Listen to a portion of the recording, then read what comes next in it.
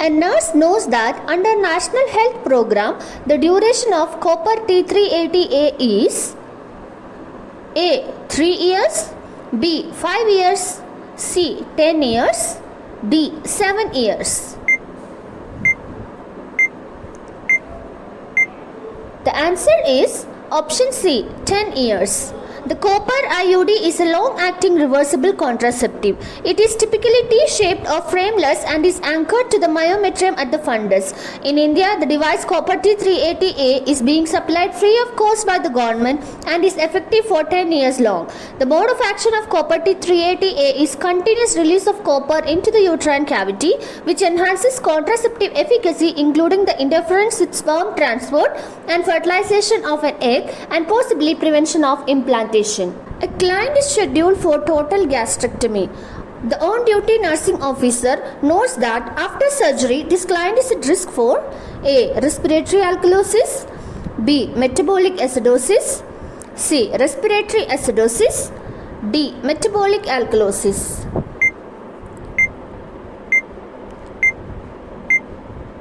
The answer is option D, metabolic alkalosis. A gastrectomy is the surgical removal of whole or the part of a stomach. After gastrectomy, due to the loss or non-secretion of hydrochloric acid, makes the patient at risk for developing metabolic alkalosis. Because metabolic alkalosis occurs when there is too much bicarbonate in the body and less acid. It may be caused by gastrointestinal loss of H+ ions. Which bone is known as a breast bone? Option A, sternum. Option B, ribs. Option C, vertebrae.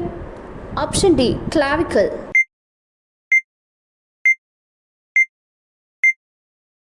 The answer is option A, sternum.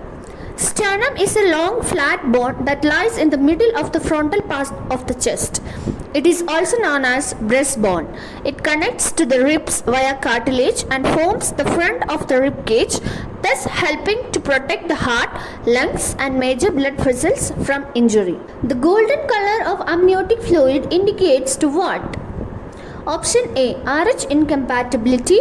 Option B, meconium stain. Option C, postpartum pregnancy.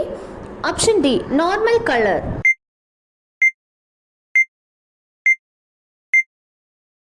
The answer is option A, RH incompatibility. Amniotic fluid is the protective liquid contained by the amniotic sac of a gravid amniote. The abnormal colors of amniotic fluid are golden color, which indicates RH incompatibility due to excessive hemolysis. The green color indicates meconium stain, which refers to fetal distress. Greenish yellow or saffron color refers to post-maturity. Dark red color refers to concealed hemorrhage. Dark brown or tobacco color refers to intrauterine death. The maximum time for hand hygiene is option A, 90 seconds. Option B, 20 to 30 seconds. Option C, 1 minute. Option D, 2 minutes.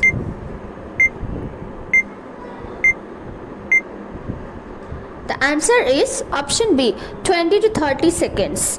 Hand washing is the act of cleansing the hands with water and soap for the purpose of removing soil or microorganisms in order to prevent cross contamination and minimize nosocomial infections. As per the Centers of Disease Control and Prevention, hand hygiene takes 20 to 30 seconds. Duration of hand hygiene varies according to the type of hand washing. The relation between the fetal presenting part and maternal pelvis is known as A. Attitude, B. Lie, C. Position, D. Station.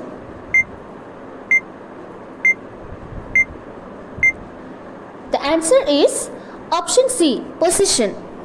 Position is the orientation of the fetus in the womb, identified by the location of the presenting part of the fetus relative to the pelvis of the mother. Conventionally, it is the position assumed by the fetus before the process of childbirth. Depending upon which part of the fetus is expected to be delivered first, that is fetal presentation, there are many possible positions. Position of the fetus depends mainly on fetal presentation. A patient getting IV fluid through a peripheral cannula shows redness, cold skin, edema and decreased flow rate. The possible diagnosis is A. Infiltration. B. Phlebitis. C. Allergic reaction. D. Hypersensitivity. The answer is option A. Infiltration. Intravenous infiltration is defined as the efflux of solution from a vessel into the surrounding tissue during an infusion. It is a common complication of peripheral IV therapy. Symptoms of infiltration includes redness, swelling, cold skin, blanching and decreased flow rate. Before endotracheal intubation, some facts about trachea a nurse needs to understand, and all the following are true regarding trachea except option A, it's about 13 cm long. Option B, it bifurcates into two major bronchi. Option C, it starts at the level of 6th cervical vertebrae. Option D, it ends at the level of sternal angle of Lewis.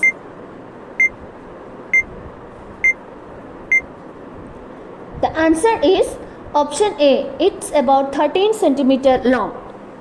Trachea is a long tube that connects the larynx or voice box to the bronchi.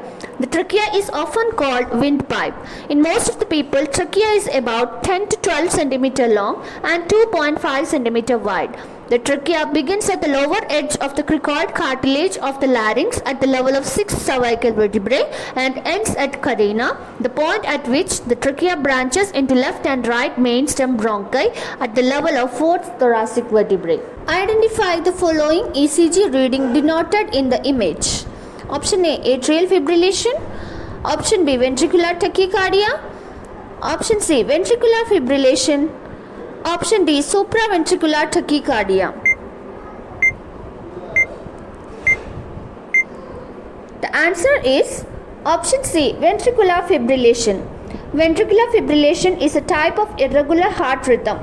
During ventricular fibrillation, the lower heart chambers contract in a very rapid and uncoordinated manner. As a result, the heart does not pump blood to the rest of the body. Ventricular fibrillation is caused by a problem in the heart's electrical properties or a disruption of blood supply to the heart muscle, and it is the most common cause for sudden cardiac arrest. Which of the following step is not included in the surgical safety checklist? Option A, time in. Option B, time out. Option C, sign in. Option D, sign out. The answer is option A, time in.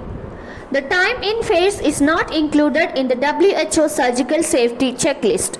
The phases of WHO surgical safety checklist includes the sign in period, which begins before the induction of anesthesia, the time out period, which starts after the induction of anesthesia and before the skin incision, the sign out period, which starts during or immediately after the wound closure but before leaving the operation room. After liver biopsy, the patient should be placed in which position?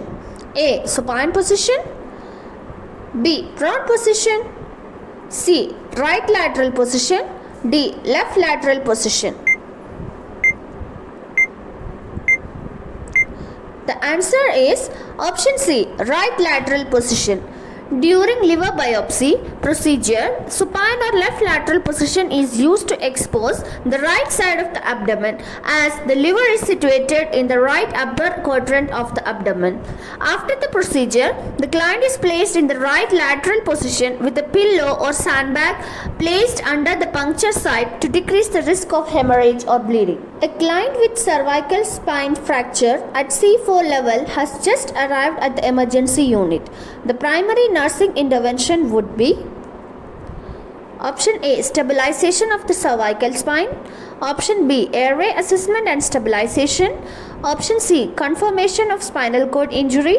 Option D, normalization of intravascular volume.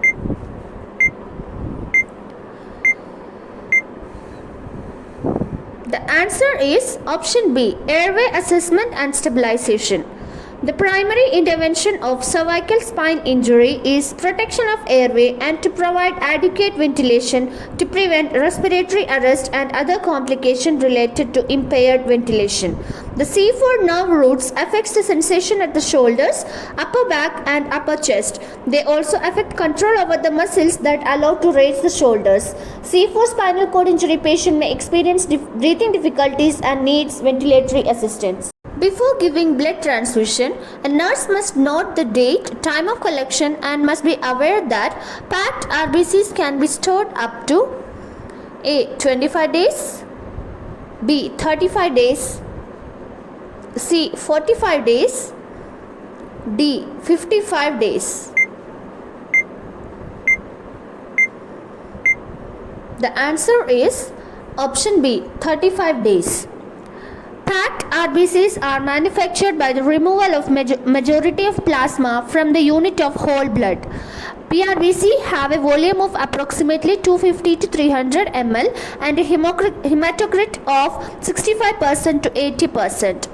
PRBCs are stored in the blood bank refrigerator at a temperature of 1 to 6 degrees Celsius until issue. The shelf life is maximum from 21 to 42 days from the date of collection. Fluid overload in a patient may cause what? Option A. Angioedema. Option B. Peripheral edema. Option C. Pulmonary edema. Option D. Cerebral edema.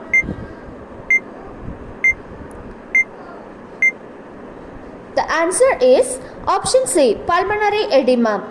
Pulmonary edema is a condition characterized by fluid accumulation caused by extravasation of fluid from pulmonary vasculature into the interstitium and alveoli of the lungs.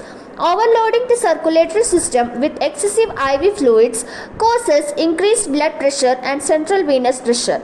Signs and symptoms of fluid overload includes moist crackles on auscultation of lungs, edema, weight gain, dyspnea, increased rate of respiration, shallow breathing, etc. What is the best position to keep a 12-year-old child after lumbar puncture procedure to assess CSF? A. Semi-fowlers so that the child can watch TV and can be entertained.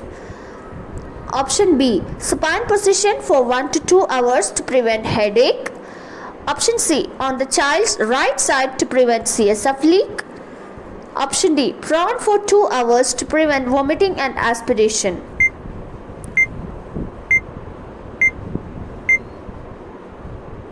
The answer is option B. Supine position for 1 to 2 hours to prevent headache. Lumbar puncture, also referred to as spinal tap, is a commonly performed procedure that involves obtaining and sampling cerebrospinal fluid from the spinal cord. Lumbar puncture is usually performed in sitting or lateral recumbent position. After lumbar puncture procedure, the client is asked to lie still for 1 to 2 hours in supine position to avoid post-lumbar puncture headaches. It is also known as bilateral headaches that develop within 7 days after a lumbar puncture procedure.